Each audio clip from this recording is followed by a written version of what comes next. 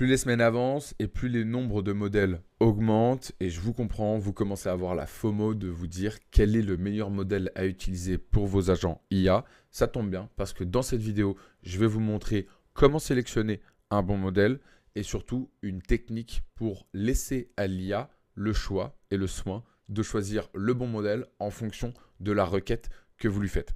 Restez bien jusqu'à la fin parce que je vais aussi vous montrer un bonus sur comment gérer tous les différents modèles au sein de votre N8N. Allez, ça part. Allez, c'est parti les amis, on se retrouve du coup sur mon écran. Avant de commencer, sachez que tous ces points-là ont été bien développés dans le dernier live qu'on a réalisé sur la communauté. Je vous ai mis le lien en commentaire, vous pouvez nous rejoindre. On a 3 lives par semaine sur N8N, sur les bases de données et sur comment monétiser et comment créer ses premiers workflows pour des clients. Et on a aussi évidemment plein de classrooms dans lesquels il y a énormément d'informations à récupérer. N'hésitez pas à nous rejoindre, le lien est en commentaire. Bien. Ce que je vous ai dit, c'est donc on va parler des différents modèles. Donc la première méthode que vous allez pouvoir utiliser, c'est de les tester un par un. Donc globalement, vous allez ici dans les différents nodes, vous allez taper par exemple modèle et vous allez pouvoir venir sélectionner l'un des modèles que vous allez vouloir utiliser. Chaque modèle a ses avantages et ses inconvénients. Et ça tombe bien parce qu'il existe ce site internet qui s'appelle Artificial Analysis qui vous permet de comparer les modèles entre eux. Donc vous allez voir, il y a plusieurs critères qui ont été utilisés pour les comparer. Vous allez pouvoir bien évidemment sélectionner les différents modèles que vous voulez comparer. Là, par défaut, il y a les 19, on va dire, les plus mainstream. Si on regarde au niveau de l'intelligence, donc vous voyez, O4 Mini, sans surprise, est l'un des modèles les plus intelligents avec Gemini 2.5. Et si on regarde les modèles de rapidité, donc là par exemple, si vous êtes en train de construire un agent IA qui va faire un chatbot de support, il vaut mieux privilégier un modèle qui va permettre du coup d'avoir une réponse très rapide. Au niveau du prix, ici, vous les avez aussi d'un point de vue nombre de tokens. Donc faites attention, c'est en dollars et c'est en millions de tokens ingérés. Et en dessous, dans le site, vous allez voir d'autres types aussi de data analyse qui vous permettent donc de comparer selon les critères que vous voulez. Donc là, vous voyez ici, c'est focalisé sur les maths. Ici, c'est focalisé sur le code, etc. Ça vous permet donc de voir un petit peu les différents modèles. Vous voyez, hein, sans surprise, que OpenAI est quand même très souvent en tête ou bien dans certains cas deuxième. Ils ont quand même une longueur d'avance sur les différents modèles. Et on a nos Français qui sont là, Mistral. Bon, bien évidemment, après, c'est un peu le goût et les couleurs. Donc, chacun a ses différentes convictions.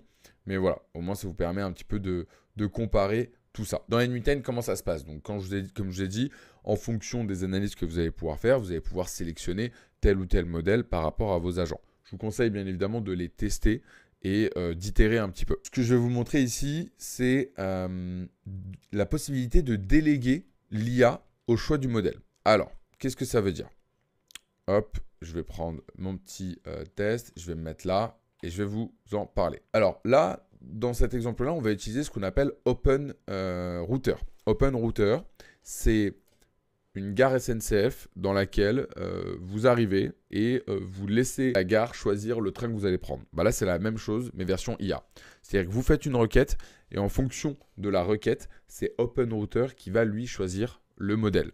Ça peut être assez intéressant et je vous ai pris un exemple pour que vous puissiez comprendre. Le premier exemple, il est là. C'est une question très simple. Quelle est la capitale de l'Espagne?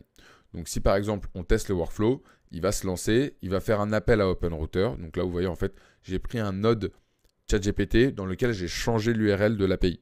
Donc je vais vous montrer et on va regarder d'abord le résultat. Donc là, si on va dans les logs et qu'on appuie ici sur JSON, vous allez voir qu'ici, il a pris Anthropic Claude 3.5 Sonnet.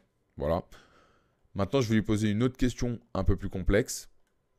Donc là, par exemple, ici. Et là, la question en tant que telle, c'est quelle est la dérivée de cette fonction f de x intégrale de 0 à x de t au carré et exponentielle t au carré dt.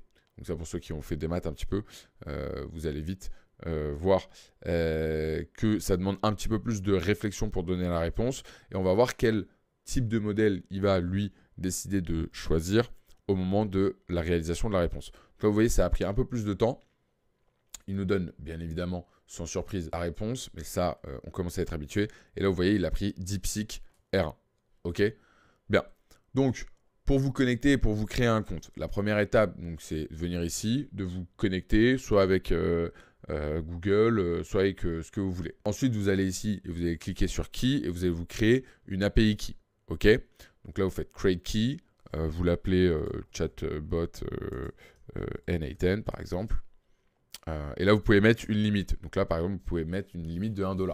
Là, il vous donne une clé, vous la copiez. OK?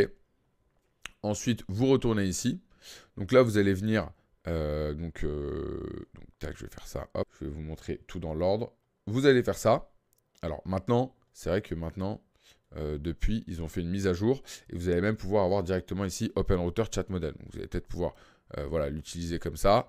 Vous allez venir ici et vous allez tac, vous créer un nouveau credential et vous mettez directement votre API key là et vous faites save. OK? Et là, c'est en vert et c'est bon. Pour ceux qui ne veulent pas utiliser cette méthode, il y en a une autre qui est donc de passer par OpenRouter qui est là. Et vous allez faire donc, on va prendre par exemple celui-là.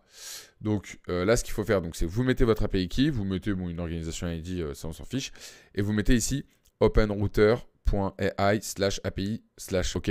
Donc ça, c'est pour qu'il se connecte à l'API d'OpenRouter. Et ensuite, ici, dans le modèle, vous mettez openrouter/auto. Comme ça, là, c'est l'API en tant que tel qui va venir choisir quel modèle il veut sélectionner. Donc, vous laissez ce choix-là à OpenRouter. Voilà les amis, j'espère que ça vous a plu. Pour ceux qui veulent nous rejoindre dans la communauté, sachez qu'on a parlé ici d'un bonus qui est assez intéressant, qui permet en fait de monitorer et de comprendre quels sont tous les endroits dans votre N8N, de tous les workflows de votre N8N, où est-ce qu'il y a des éléments où on utilise on utilise un modèle et comment pouvoir les modifier. Voilà, je ne vous en dis pas plus et on le développera peut-être dans une prochaine vidéo. Who knows? Allez, ça part.